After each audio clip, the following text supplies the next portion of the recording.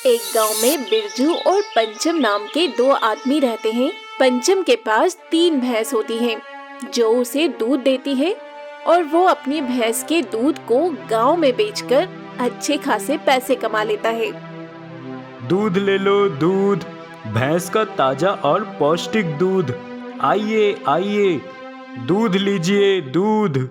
बिरजू बेरोजगार होता है, जिस कारण उसे पंचम की तरक्की देख बहुत गुस्सा आता है और जलन महसूस होती है। नहीं, मैं इतना पीछे और ये पंचम इतना आगे नहीं जा सकता। मुझे कुछ न कुछ तो करना ही होगा। मुझे भी अपने पास एक जानवर लाना होगा, लेकिन मैं इसके जैसे भैंस नहीं लाऊंगा, कुछ और लाऊंगा। अब बिरजू अपने लिए एक घोड़ा खरीद कर लाता है, इस सोच में कि वो घोड़े के जरिए गांव में लोगों को एक जगह से दूसरी जगह छोड़ेगा और घुड़सवारी से पैसे कमाएगा। चल मेरे घोड़े, टिक टिक टिक। अरे ओ भाई साहब, अरे तू रुक क्यों गया सिकंदर? अरे फिर से भूख लगी है?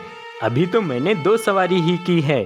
अरे ऐसे ही रहा तो फिर तो मेरी कमाई का आधा हिस्सा तो तेरे खाने में ही चला जाएगा।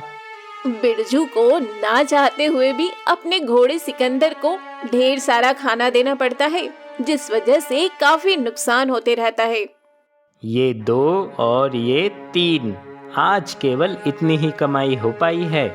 सिकंदर, कल से अगर तू ज्यादा नहीं चला तो फिर देख, मुझसे बुरा कोई नहीं होगा। मैं तुझे कह दे रहा हूँ, समझा तू? सिकंदर बिरजू को लात मारता है और बिरजू दूर जाकर गिरता है। अबे तेरी तो ऐसी की तैसी। सिकंदर के बच्चे, बहुत ही नखरे वाला घोड़ा खरीदा है मैंने तो। गलती कर दी इस घोड़े को खरीदकर। एक तरफ पंचम है, जिसकी भैंस उसे कम खर्चे में ज्यादा का मुनाफा देती है, और एक मेरा ये घोड़ा सिकंदर है। मेरे खाने से ज्यादा दुख तो मुझे इसके खाने के खर्चे से होता है। नालायक कहीं के, ये ले तेरा खाना, भुक्खड़, ले चर अब।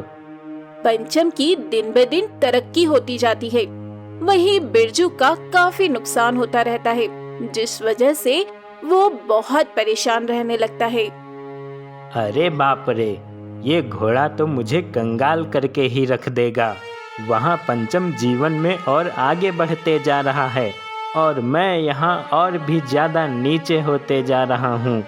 नहीं, मैं ये सब नहीं देख सकता। मुझे पंचम की खुशियाँ बर्दाश्त नहीं हो रही हैं अब तो मैं उसके रास्ते का रोड़ा बनकर ही रहूँगा। उसके लिए मुसीबतें नहीं, मुसीबतों का पहाड़ तैयार करूँगा मैं अब। एक दिन बिरजू चुपके से पंचम की भैंसों के चारे में जहर मिला देता है, जिस कारण वो तीनों मर जाती हैं और ये देखने पर पंचम के पैरों तले जमीन खिसक जाती है। नहीं, ये नहीं हो सकता। मेरी तीनों भैंस, तुम तीनों मुझे छोड़कर कैसे जा सकती हो? तुम तीनों के कारण ही तो मैं अपना जीवन यापन कर रहा था। ये क्या हो गया? ना जाने किस मूर्ख ने ये सब किया। किसी ने जानबूझकर मेरी बेचारी भैंसों के चारे में जहर मिलाया है। वहाँ बिरजू पंचम की बर्बादी देख बहुत खुश होता है और वो एक पेड़ के नीचे बैठकर काफी मुस्कुराता है। तभी वहाँ से गुजर रहा गांववासी नत्थू उसे देख लेता है। अरे क्या बात है पंचम, बड़े मुस्कुरा रहे हो? क्या राज है जिसे छुपा रहे हो? बोलो बोलो। अरे पूछ मत नत्थू, आज मेरे कलेजे में एक अलग सी राहत, अलग सी ठंडक पड़ चुकी है। मजा आ गया उस बिरजू की बर्बादी देखकर। क्या? हाँ नत्थू, मैंने उसकी तीनों भैंसों के चारे में जहर मिला दिया और अब वो तीनों टपक चुकी हैं। बहुत उड़ता था ना वो पंचम अपनी भैंसों के दम पर। अब उसके सारे तेवर और सारा रुआब चला जाएगा, देखना। अच्छा, ऐसी बात है क्या? नत्थू एक नंबर का चापलूस होता है। पंचम अपनी तीनों भैंसों के जाने के बाद बहुत टूट जाता है। बस अब मैं और नहीं रह सकता। मैं इस गांव में तो क्या, इस दुनिया में ही नहीं रहना चाहता हूँ। मेरी तीनों भैंसों के जाने के बाद पंचम अब अपनी जान देने के लिए निकलता है। तभी रास्ते में उसे नत्थू मिलता है और चुगलखोर नत्थू पंचम को सब बताता है कि उसकी भैंसों को जहर किसी और ने नहीं बल्कि बिरजू ने ही खिलाया है। क्या ये तुम क्या कह रहे हो नत्थू? हाँ पंचम, मैं सच कह रहा हूँ। उसने खुद अपनी जुबानी मुझे ये कहा। पंचम अब सीधे गांव के मुखिया के पास जाता है और ये सारी बात बताता है। बिरजू मुझसे इतना जलता था और इसलिए उसने मेरे साथ ऐसा किया। ये बिरजू ने बहुत गलत किया है तुम्हारे साथ पंचम, लेकिन तुम फिक्र मत करो, मैं तुम्हें न्याय दिला कर रहूंगा। मेरे पास एक बहुत बढ़िया सुझाव है। सुझाव? कैसा सुझाव मुखिया जी? तुम्हें मैं एक भैंस देता हूँ जिसे तुम गांव में घुमाना और लोगों में ये झूठी अफवाह फैलाना कि वो एक जादुई भैंस है जो तुम्हें दूध या गोबर नहीं बल्कि पैसे देती है। ये लो, ये पैसों का बंडल अपने घर पर रखो। ठीक है मुखिया जी।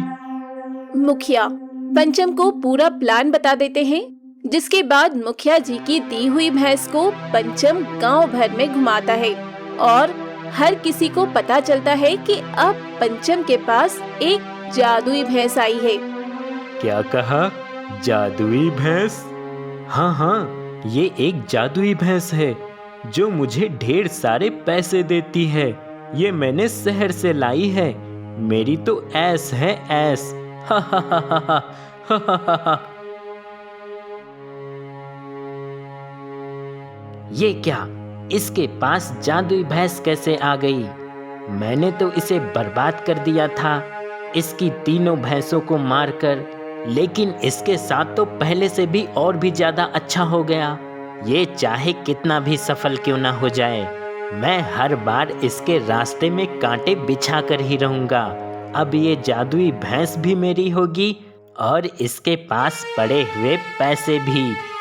बिरजू रात में चुपके से पंचम के घर में घुसता है और उसके पास पड़े हुए मुखिया जी के द्वारा दिए गए सारे नोटों के बंडल को अपने पास रखता है और उसकी भैंस, जिसे वो जादुई भैंस बताता है, उसे भी चुरा कर ले जाने लगता है कि तभी अचानक से वहाँ पर मुखिया जी और पंचम आ जाते हैं और उन्हें वहाँ देख बिरजू के तो होश ही उड़ जाते हैं। मुखिया जी, पंचम, आप दोनों यहाँ पर? हाँ, नत्थू ने मुझे सब कुछ बता दिया था। तू कितना बड़ा मूर्ख होगा रे। अपना ही गुनाह तूने दूसरे को बताया, और बताया भी तो किसे बताया? गांव के उस चापलूस नत्थू को बताया। उसके बाद मैंने सारी बात मुखिया जी को बताई और मैंने इसे ये भैंस दी और इसके साथ कुछ पैसे दिए और ये अफवाह फैलाने को कहा ताकि तू ये पैसे और जादुई भैंस चुराने आए और हम तुझे रंगे हाथों पकड़ सकें। हमें पूरा भरोसा था कि तुम आओगे बिरजू। लालच और जलन के चलते तुम इतने नीचे गिर सकते हो, ये कभी सोचा नहीं था मैंने। छी, मुझे माफ कर दीजिए मुखिया जी, माफ कर दो पंचम, बहुत बड़ी गलती हो गई मुझसे। नहीं, अब तुम्हें कोई माफी नहीं मिलेगी। अब तुम्हें सीधा सजा मिलेगी, और वो भी कारावास की। पुलिस को बुलाकर बिरजू को कारावास में कैद कर दिया जाता है और फिर मुखिया जी पंचम को और 2 भैंस देते हैं, जिसके बाद वो फिर से अपनी नई 3 भैंसों का दूध बेचकर गांव में खुशी से अपना गुजर बसर करने लगता है।